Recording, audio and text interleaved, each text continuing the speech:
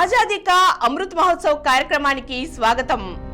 వజ్ర భారతికి అమృత మహోత్సవాల పేరున మనం జరుపుకుంటున్న ఈ వేడుకలు భారతదేశ స్వాతంత్ర సంగ్రామ చరిత్ర ఖ్యాతికి ఆనవాళ్లు, చిరునామాలు.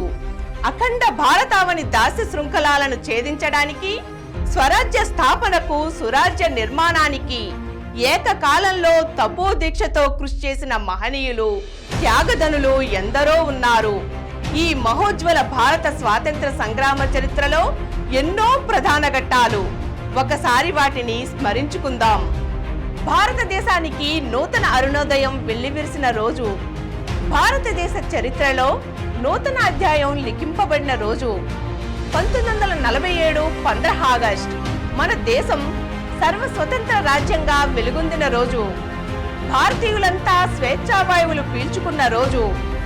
అయితే ఈ స్వేచ్ఛను, స్వాతంత్రాన్ని సాధించడానికి ఎందరో మహనీయులు, త్యాగధనులు ఎన్నో పోరాటాలను, త్యాగాలను చేయవలసి వచ్చింది.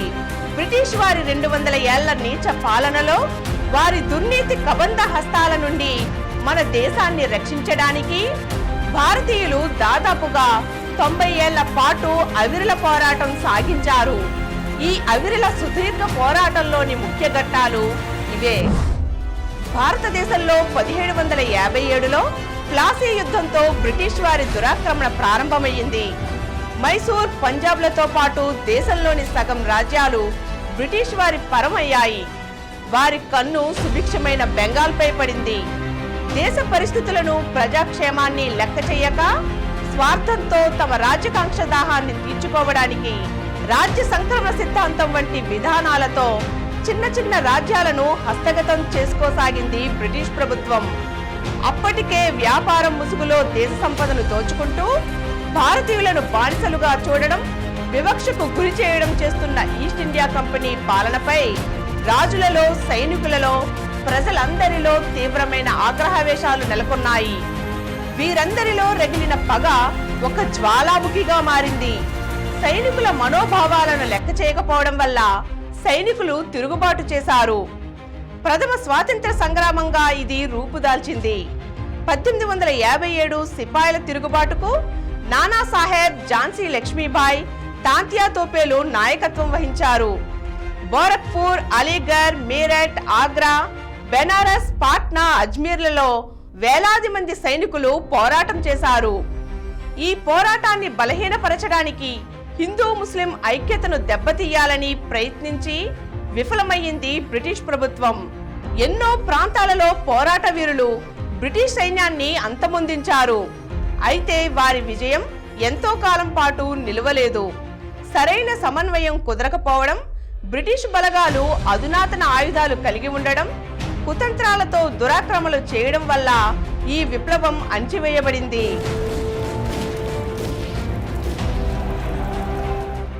ఈస్ట్ ఇండియా కంపెనీ పాలనకు ముగింపు పలికిన ఈ పోరాటాన్ని బ్రిటిష్ ప్రభుత్వం కేవలం సిపాయిల తిరుగుబాటుగా కొట్టి పారేసినా భారత వీరుల పౌరుషం, సత్తా ఏమిటో వారికి బాగా తెలిసి వచ్చాయి. భారతీయులలో సంఘటిత శక్తిని, స్వాతంత్రకాంక్షను ఈ ఉద్యమం మరింతగా పెంచింది. 1905 వందే మాతర ఉద్యమం హిందూ ముస్లిం ఐక్యతను దెబ్బతీసి బెంగాల్పై ఆధిపత్యం సాధించాలనే కుట్రతో బెంగాల్ను తూర్పు బెంగాల్, పశ్చిమ బెంగాల్గా విడదీసింది బ్రిటిష్ ప్రభుత్వం. దీనిపై వ్యతిరేకతతో సాగిన ఉద్యమమే వందే మాతర ఉద్యమం. భారతీయుల ఆత్మగౌరవానికి, ఆత్మాభిమానానికి ప్రతీకగా నిలిచిన ఉద్యమం వందే మాతర ఉద్యమం. వందే మాతరం అంటూ నినదిస్తూ కులమత లింగ భేదాలకు అతీతంగా ప్రజలంతా ఏకమై విశేషంగా పాల్గొన్న ఉద్యమం.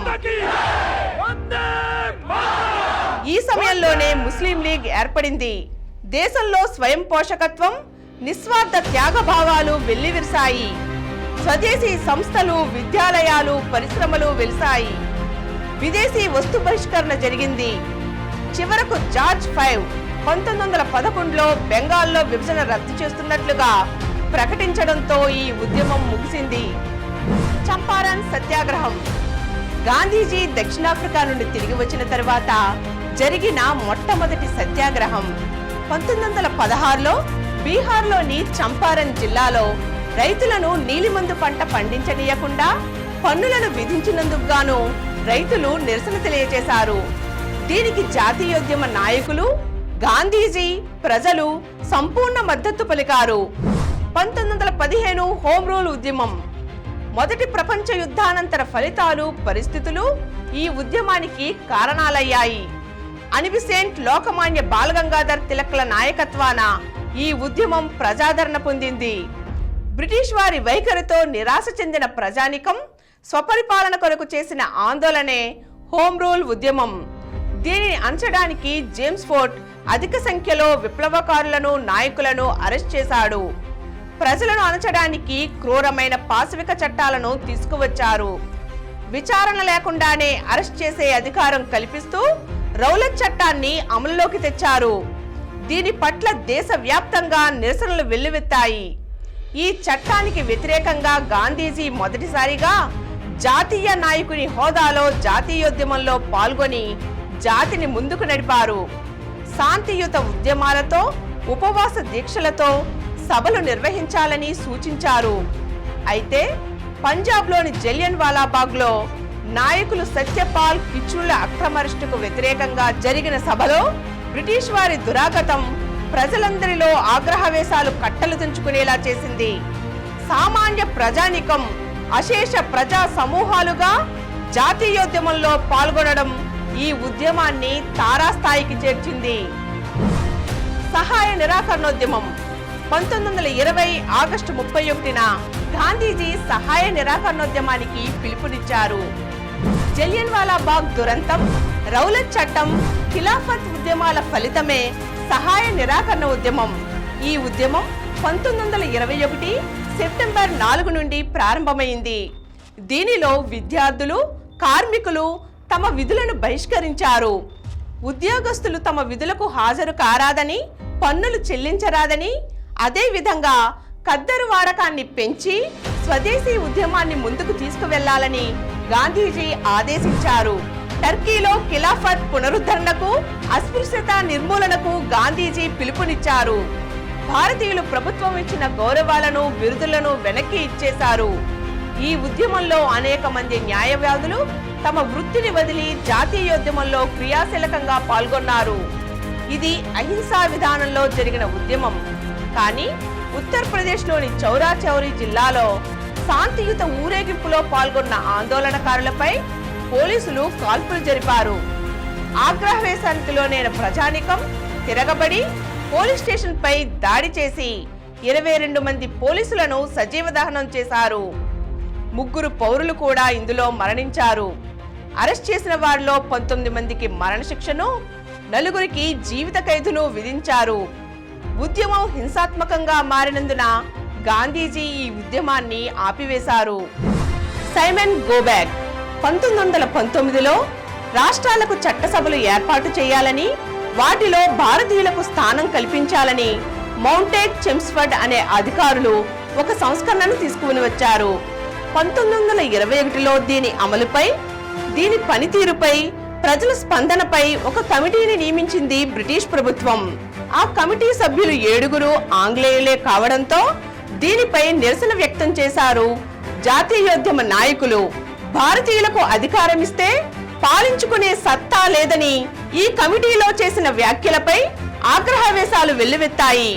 సైమన్ గోబేక్ అంటూ నల్ల జెండాలు చూపిస్తూ వీధులలో నినాదాలు మారుమ్రోగాయి.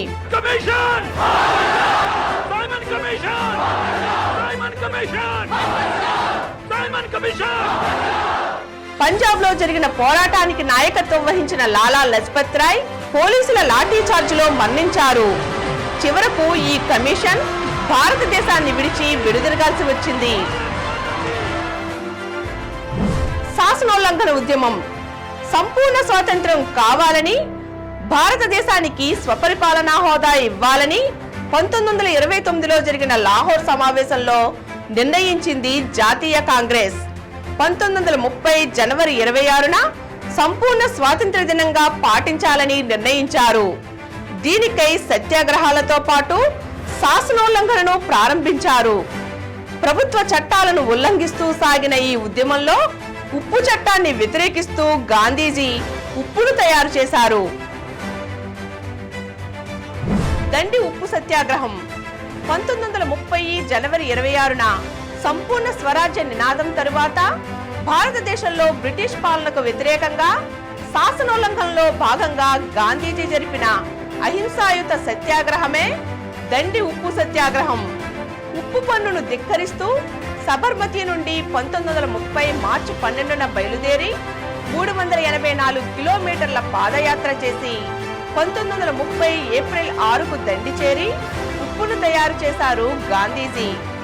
దండి వద్ద నుండి తీరం వెంబడి దక్షిణ దిశగా వెళుతూ ఉప్పును తయారు చేస్తూ సమావేశాలు, ప్రసంగాలు నిర్వహించారు. 1930 మే 4న గాంధీజీని అరెస్ట్ చేశారు. అయినా ఈ ఉద్యమం సంవత్సరం పాటు కొనసాగింది. ఈ ఉద్యమంలో పాల్గొన్న 60,000 మంది జైలు పాలయ్యారు. లక్షలాది మంది ఉప్పు తయారు చేయడం, అక్రమ ఉప్పును కొనుగోలు చేయడం ద్వారా ఉప్పు చట్టాన్ని ఉల్లంఘించారు. క్విట్ ఇండియా ఉద్యమం రెండవ ప్రపంచ యుద్ధం తరువాత దేశానికి స్వాతంత్రం ప్రకటిస్తారనే ఉద్దేశంతో సహకారం అందించారు భారతీయ సైనికులు. కానీ బ్రిటిష్ ప్రభుత్వ వైఖరి ఎంత నీచమైనదో మరోసారి నిరూపితమైంది. దేశంలోని దుర్భర పరిస్థితులను, కరువు కాటకాలు, అనారోగ్యాలను, బెంగాల్ వైపు దూసుకొస్తున్న జపాన్ ముప్పును ఏమాత్రం లెక్క చేయక, ఎటువంటి శ్రద్ధ చూపక తన నిర్లక్ష్య ధోరణితో ప్రజలను ఇబ్బందులకు గురిచేసింది బ్రిటిష్ ప్రభుత్వం. అంతేకాక క్రిప్స్ రాయబారం వైఫల్యం చెందింది. దీనిపై జాతీయ నాయకులంతా ఏకమై క్విట్ ఇండియా ఉద్యమానికి పిలుపునిచ్చారు. స్వాతంత్రం వచ్చే వరకు చావో రేవో పోరాటమే తక్షణ కర్తవ్యమని పిలుపునిచ్చారు. ఆగస్టు 8, 1942న క్విట్ ఇండియా ఉద్యమాన్ని ప్రారంభించాలని నిర్ణయించారు గాంధీజీ. ఈ సందర్భంగా జరిగిన సభలో స్వాతంత్రానికి తక్కువైనదేది మాకొద్దు, మాకు స్వాతంత్రమే కావాలి, వీలైతే ఈ రోజే కావాలి అంటూ నినదించారు గాంధీజీ. కానీ బ్రిటిష్ ప్రభుత్వం ఈ ఉద్యమం ప్రారంభం కాకముందే నాయకులందరినీ అరెస్ట్ చేసింది. నాయకుల అరెస్టుకు వ్యతిరేకంగా ప్రజలు విధ్వంసక చర్యలకు పాల్పడ్డారు. నాయకులు అరెస్టు కావడంతో అరుణా అసఫ్ అలీ ఈ ఉద్యమానికి నాయకత్వం వహించారు. ప్రభుత్వ కార్యాలయాలపై త్రివర్ణ పతాకాలను ఎగురవేశారు. పోలీస్ స్టేషన్లపై, ప్రభుత్వ కార్యాలయాలపై దాడులు జరిగాయి. ప్రజలంతా తిరగబడండి అంటూ నేతాజీ బెర్లిన్ నుండి పిలుపునిచ్చారు. 2 సంవత్సరాల పాటు దేశంలో పలు ప్రాంతాలలో ఈ విప్లవాన్ని ప్రజా సైన్యం ముమ్మరంగా కొనసాగించింది. 1944 మే 6న గాంధీజీని, ఇతర నాయకులను విడుదల చేయడం జరిగింది. దేశం మొత్తం మీద జరిగిన ఈ ఉద్యమంలో సామాన్యులు అసామాన్య ప్రతిభను, శక్తియుక్తులను ప్రదర్శించారు. దేశానికి స్వాతంత్రం ఖరారయ్యింది. 1947 ఆగస్టు 15న మన భారతదేశానికి స్వాతంత్రం ప్రకటించింది బ్రిటిష్ ప్రభుత్వం. అయితే ఈ స్వాతంత్రాన్ని సాధించడానికి ఎన్నో మహోద్యమాలు, మహోన్నత పోరాటాలు. క్లుప్తంగా ఇదే మన స్వాతంత్ర సంగ్రామ ప్రధాన ఘట్టాలు. అయితే ఈ స్వాతంత్ర సంగ్రామంలో ఎందరో అమరవీరులు అసువులు బాసారు. వారి త్యాగనిరతి, దేశభక్తి మనందరికీ ఆదర్శం. ఈ మహోద్యమాలను అణచడానికి ఎన్నోసార్లు కాల్పులు, లాఠీ చార్జీలు, అరెస్టులు, బహిరంగ ఉరులు, జీవిత ఖైదీలు విధించినా, ఎన్ని విధాలైన చట్టాలు, శిక్షలు అమలు చేసినా ప్రజల ఆకాంక్షను, ఆశయాలను అణచలేకపోయింది బ్రిటిష్ ప్రభుత్వం. అఖండ భారతావని స్వేచ్ఛావాయువులను పీల్చుకుంది. ఎన్ని దుర్మార్గపు చర్యలు చేపట్టినా, నీచ కుతంత్రాలతో దేశ సౌభాగ్యాన్ని, సమైక్యతను చిన్నాభిన్నం చేసిన బ్రిటిష్ ప్రభుత్వం మన భారతదేశ గడ్డను వదిలి వెళ్తూ కన్నీరు కార్చవలసి వచ్చింది. 1947 ఆగస్టు 14 అర్ధరాత్రి 12 గంటలు దాటిన కొద్ది నిమిషాలు మన స్వతంత్ర భారతదేశ ప్రథమ ప్రధాని పండిట్ జవహర్లాల్ నెహ్రూ ప్రమాణ స్వీకారం చేసి ఢిల్లీలోని చరిత్ర ప్రసిద్ధిగాంచిన ఎర్రకోటపై మువ్వన్నెల జాతీయ జెండాను ఎగురవేశారు. దేశవ్యాప్తంగా ఆనందం వెల్లివిరిసింది. దేశ ప్రజలు ఆనందోత్సాహాలలో మునిగిపోయారు. నగరాలు, పట్టణాలు, గ్రామాలు, ఊరువాడ ఎక్కడ చూసినా ఉత్సవాలు, ఊరేగింపులు, విందులు, వినోదాలతో నిండిపోయింది. మన స్వతంత్ర భారతి అవతరించింది. భారతీయుల అలుపెరగని పోరాటం, దృఢ నిశ్చయం ప్రపంచంలోనే అతిపెద్ద సామ్రాజ్యాధినేతలకు ముచ్చెమటలు పట్టించింది.